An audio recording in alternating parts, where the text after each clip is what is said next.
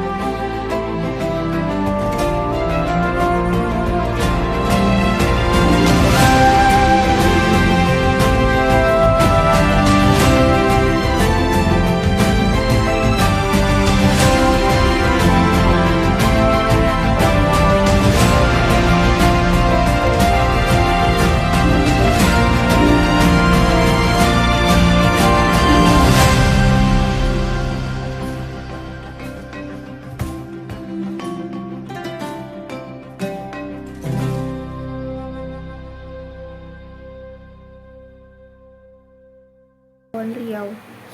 Kali ini kita akan membahas hasil pilkada di Provinsi Kepulauan Riau, yaitu salah satu provinsi yang strategis dengan kekayaan alam dan potensi ekonomi yang luar biasa.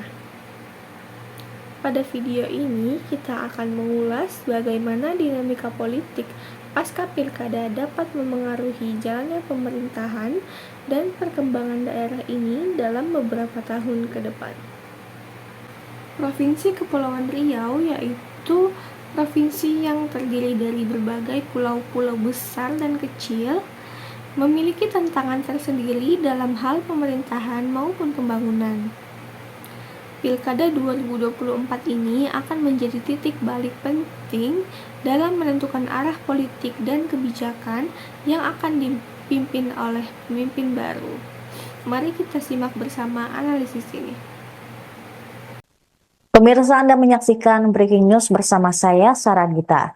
Komisi Pemilihan Umum Provinsi Kepulauan Riau menetapkan paslon Cagup-Cawagup nomor urut 1, Ansar Ahmad dan Nyanyang Haris unggul dalam Pilkada 2024. Hal ini berdasarkan hasil rapat pleno rekapitulasi suara dan penetapan hasil yang digelar pada Minggu 8 Desember. Dari hasil pleno tersebut, Ansar Ahmad, Nyanyang Haris Pratamura memperoleh 450.109 suara.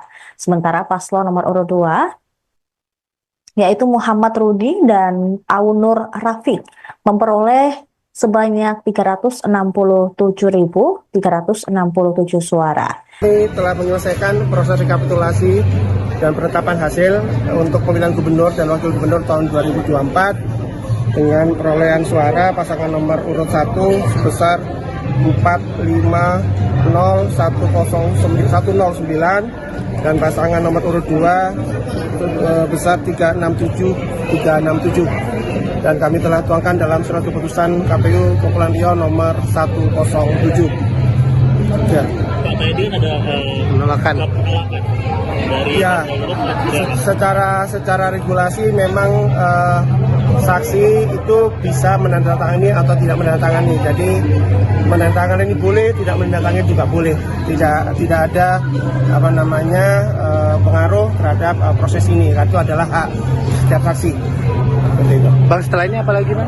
Tentu setelah ini kami akan menunggu selama 3 hari ke depan apakah ada permohonan sengketa ke Mahkamah Konstitusi atau tidak.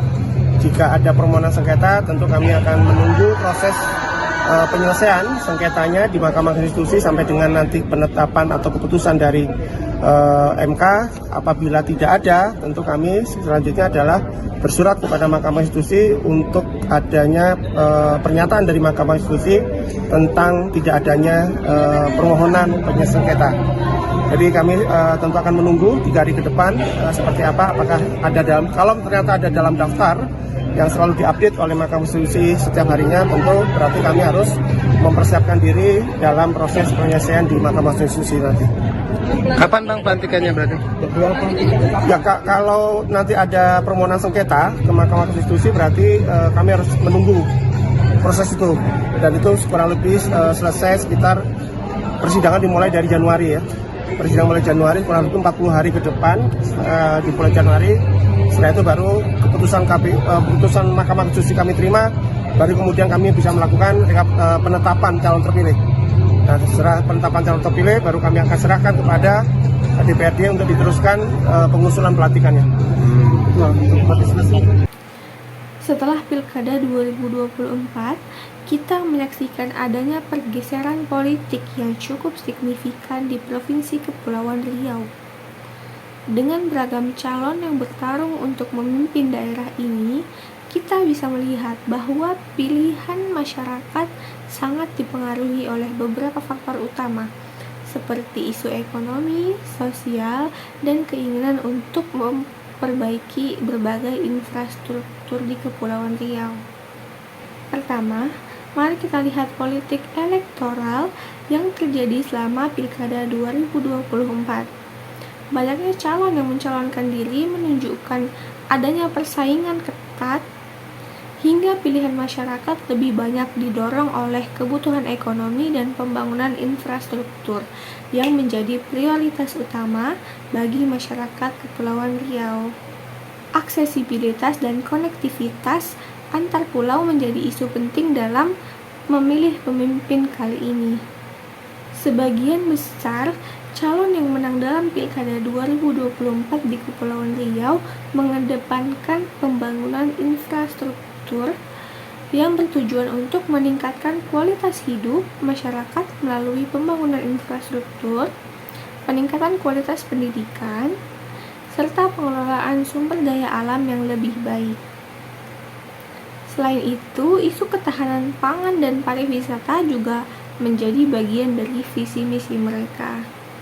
Namun, pasca Pilkada 2024, kita juga harus mencermati dinamika politik pasca pemilu yang mungkin akan terjadi. Dengan adanya calon yang menang dengan margin tipis atau hasil yang terbagi, kemungkinan terjadinya koalisi politik ataupun koalisi internal di tingkat daerah sangat mungkin terjadi.